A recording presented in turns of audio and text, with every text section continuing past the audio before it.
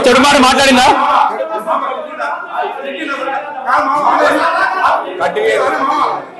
అరే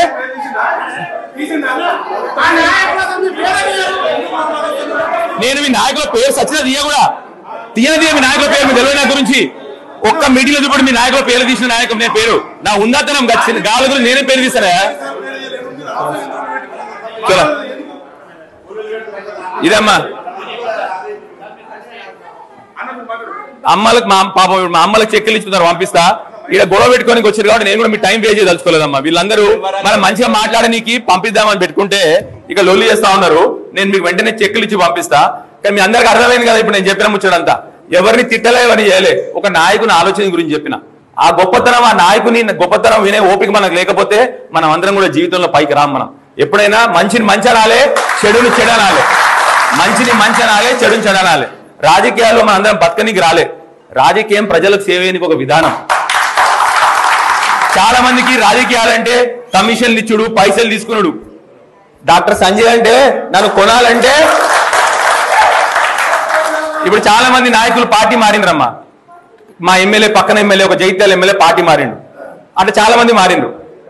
నన్ను కూడా ఒక వచ్చి అడిగిండు, మరి నీకు కూడా మరి నువ్వు కూడా మారుతావా అంటే నేనేమన్నా తెలుసా?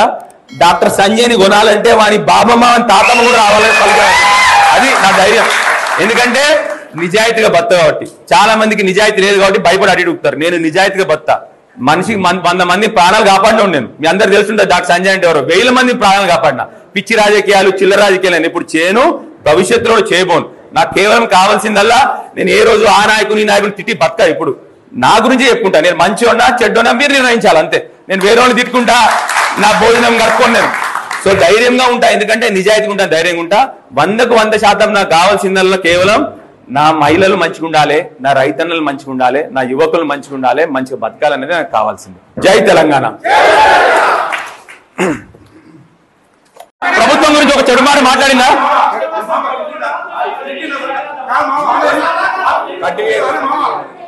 అరే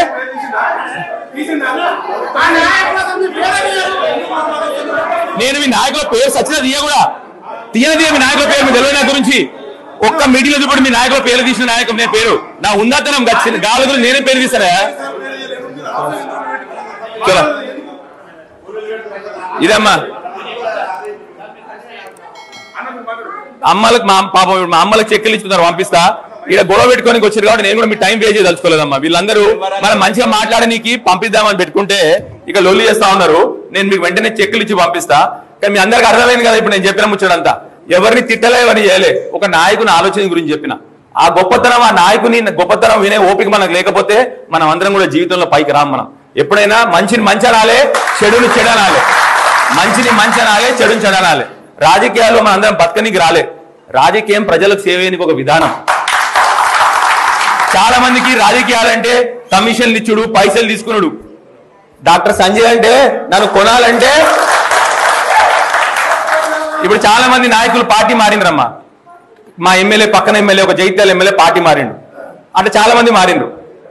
నన్ను కూడా ఒక వచ్చి అడిగిండు, మరి నీకు కూడా మరి నువ్వు కూడా మారుతావా అంటే నేనేమన్నా తెలుసా? డాక్టర్ సంజయ్ని కొనాలంటే వాని బాబమ్మ తాతమ్మ కూడా రావాలి. అది నా ధైర్యం.